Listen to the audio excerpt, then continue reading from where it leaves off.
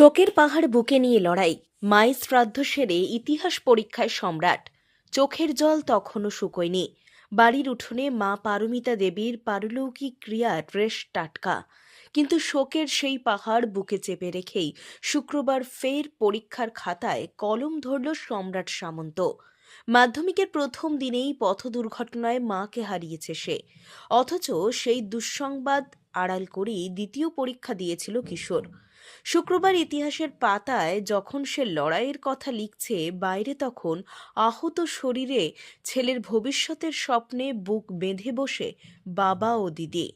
গত সোমবার ছিল মাধ্যমিকের প্রথম দিন। পাঁশকুড়া থেকে ছেলেকে তমলুক হ্যামিল্টন হাই স্কুলের হোস্টেল থেকে মাধ্যমিক সেন্টার তমলুক হাই স্কুলে পৌঁছে দিতে এসেছিলেন বাবা সূর্য মণ্ডল ও মা পারমিতা দেবী। ছেলেকে পরীক্ষা কেন্দ্রে ঢুকিয়ে দিয়ে ফেরার পথেই ঘটে যায় সেই মর্মান্তিক দুর্ঘটনা। পথ দুর্ঘটনায় মৃত্যু হয় মা পারমিতা সামন্তের। গুরুতর আহত হন বাবা সূর্যবাবু। সম্রাটের পরীক্ষা যাতে নষ্ট না হয় তাই পরিবারের তরফে অদম্য সাহসে সেই সত্যি গোপন রাখা হয়েছিল। দ্বিতীয় দিনে অর্থাৎ মঙ্গলবার সম্রাট পরীক্ষা শেষ করার পর যখন আত্মীয়দের গাড়িতে পাঁশকুড়ার বাড়িতে ফেরে, তখনও সে গুণাক্ষরেও টের পায়নি কি অঘটন ঘটে গেছে। বাড়িতে পা রাখার পর যখন চির ঘুমের দেশে চলে যাওয়া মায়ের মুখোমুখি হয় সে, তখন সবটাই ওলটপালট হয়ে যায়। সে স্বপ্নেও ভাবতে পারেনি এমন কিছু ঘটতে পারে বলে।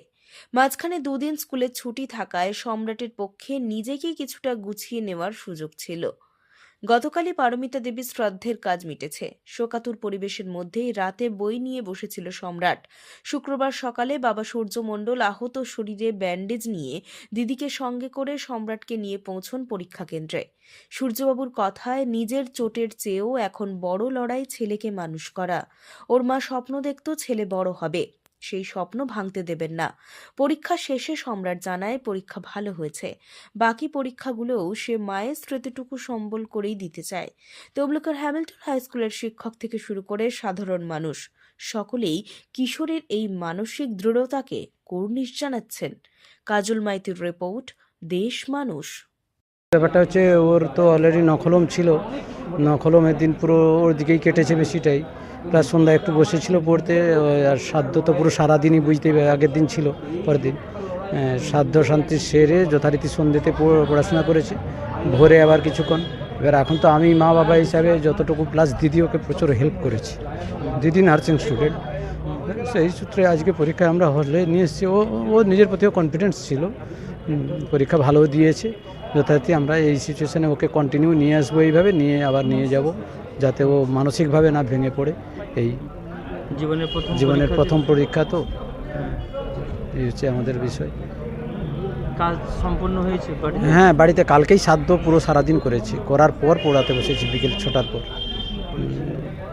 কতটা মানে কি বলবো, কতটা যন্ত্রণার মধ্যে? যন্ত্রণা প্রচুর, মানসিকভাবে পুরোই ভাঙা। কিন্তু ছেলে সে তুলনায় অনেক নিজেকে ধরে রেখেছে এই মুহূর্তে, এখনও অবধি যা নিজেকে অনেকটাই ধরে রেখেছে। কিন্তু ততটা অ্যাকচুয়ালি আমার মেয়ে ধরে রাখতে পারেনি। মেয়ে খুব ভেঙে পড়ে গেছে বিষয়টা এরকম জায়গায়। আর আমি তো জাস্ট কী বলা যায়, ধরে রাখতেই হবে, যেহেতু ছেলের ভবিষ্যৎ ডেভেলপ যদি না করতে হয়, সেক্ষেত্রে মায়ের যা অঙ্গীকার ছিল, মা ওকে অ্যাকচুয়ালি সিএ করানো টার্গেট নিয়ে এগিয়ে। এই আপনার নাম? সূর্যকান্ত সামন্ত। কতটা পরীক্ষা দিতে পারলে কি বলবো? আমি মোটামুটি ভালোভাবেই পরীক্ষা দিয়েছি এবং আশা করছি ভালো নাম্বারই পাবো এই পরীক্ষা, এবং পরবর্তী পরীক্ষাগুলো আরও ভালো করে দেওয়ার চেষ্টা করব। প্রথম পরীক্ষার দিন চলে যাওয়ার পরে তারপর দ্বিতীয় পরীক্ষা যেটা দিলে, সেটা কি একদিনও ভাবতে পেরেছিলেন? আমি কোনো দিনই ভাবতে পারিনি ওরকম হবে। এবার দ্বিতীয় পরীক্ষার দিন তো আমি জানতাম না, আমি বাড়ি গিয়ে জানতে পেরেছি এরকম হয়েছে। এবার তারপরে তো এই আজকে আবার পরীক্ষা। কখন জানতে পারলে? গাড়িতে নিয়ে যাওয়ার সময়? না, আমি কী বললাম, আমি দ্বিতীয় দিন বাড়ি যাওয়ার পর জানতে পেরেছি। আমাকে শুধু নিয়ে গেছে যে বাবা মায়ের একটা ছোট্ট অ্যাক্সিডেন্ট হয়েছে, এটা বলেই। তারপরে তুমি পড়াশোনা বা এই যে পরীক্ষা দিলে আজকে, কতটা কষ্টের মধ্যে বা কতটা?